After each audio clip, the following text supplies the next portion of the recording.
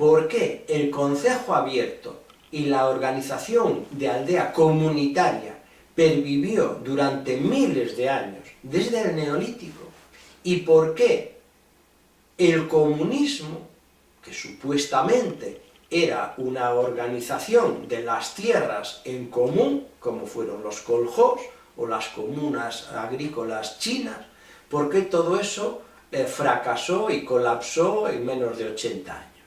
Entonces, ¿qué factores hacen que disponiendo de todos los recursos del Estado y de ingentes cantidades de tierras, porque los koljós tenían hasta 10.000 hectáreas, ¿no?, de buenas tierras, ¿no?, de cultivo, y por qué se produce un fracaso dentro de la sociedad del comunismo de Estado, y sin embargo, de alguna forma han perdurado durante milenios los concejos abiertos?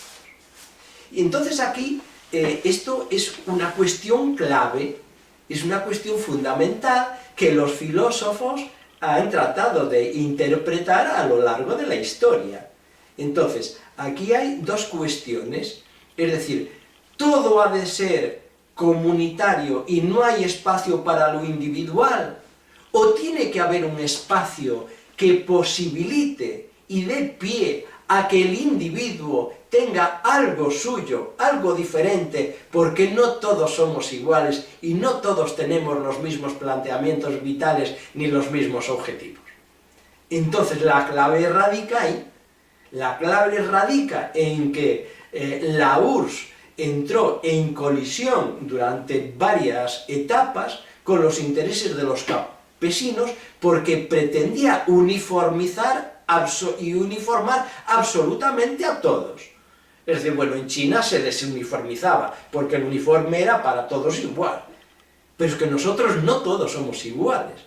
Entonces aquí hay que mirar que el individuo es disímil, somos diferentes, ¿no? Y en el concejo abierto no solamente se permitía que la casa fuese privada y que hubiese una propiedad privada y unos animales privados, sino que se obligaba a tener las tierras, digamos, de huerto de forma obligatoria. Es decir, que si venía una persona a la aldea a vivir, el concejo le entregaba un terreno en propiedad privada, en donde él necesariamente tenía que cultivar las zonas, digamos, las hortalizas, pimientos, tomates, judías, mientras que en la URSS trataron de eliminar todo resquicio de propiedad privada porque lo consideraban reaccionario. Entonces la clave está ahí.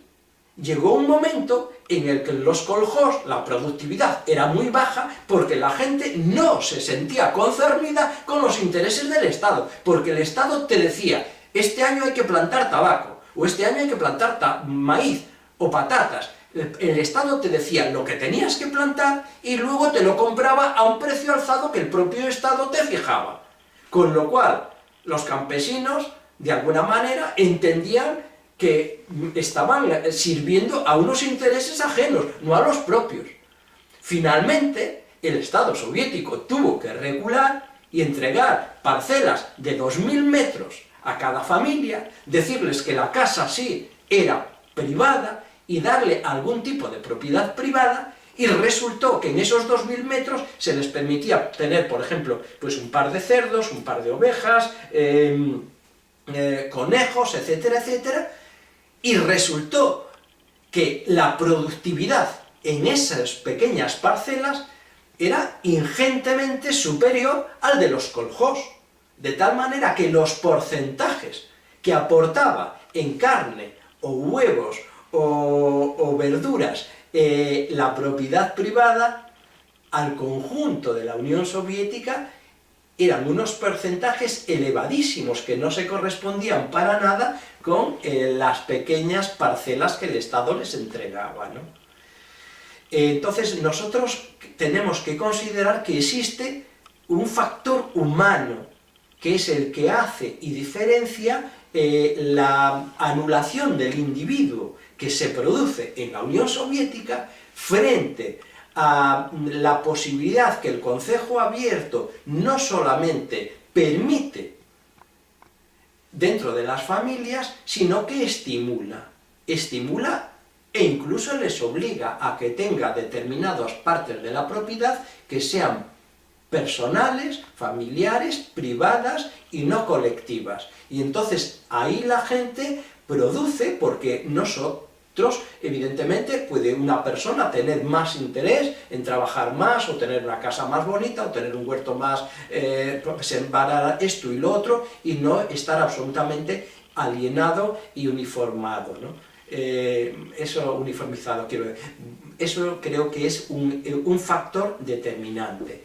Y esto sin entrar luego en otras consideraciones sobre la bondad o la maldad del individuo, las clásicas disputas de orden filosófico de Hobbes o Rousseau, si el hombre es malo por naturaleza, el homo hominis lupus, o si el hombre es bueno. Pero sobre todo la disputa filosófica que a mí me interesa es la controversia entre el darwinismo y Pedro Kropotkin.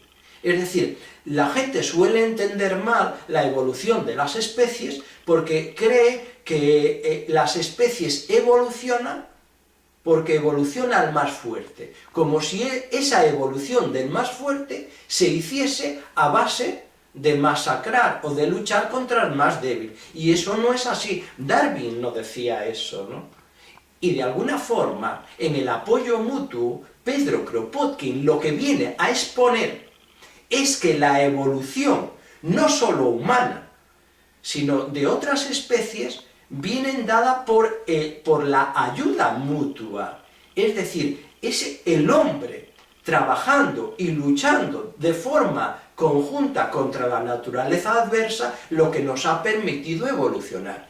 Y es muy curioso porque ahora en el siglo XXI, con una serie de experimentos con primates y con otros animales, se está viendo que existe una colaboración entre otras especies, o sea, de prehomínidos, que son las que han permitido el gregarismo, el trabajo en común. Es decir, que no hay una evolución, sí es cierto, en cuanto al planteamiento de Darwin, que las personas más fuertes por naturaleza sobreviven y hay una selección de las especies. Pero lo que no se puede interpretar es que evoluciona por una rivalidad y una hostilidad permanente y constante con otras tribus. No, dentro de las tribus, por supuesto, había una colaboración. Y si se evoluciona el hombre, es precisamente por esa colaboración que, como digo, queda plasmada de forma fehaciente en la filosofía kropotkiniana del apoyo mutuo. Y el concejo abierto, si pervive durante milenios y de alguna forma traía un elemento que falta a la sociedad contemporánea, que es la felicidad, fundamentalmente, es porque el concejo abierto estructuraba una forma convivencial que hacía que los individuos fuesen felices. Porque el objetivo, en definitiva, es la felicidad, claro.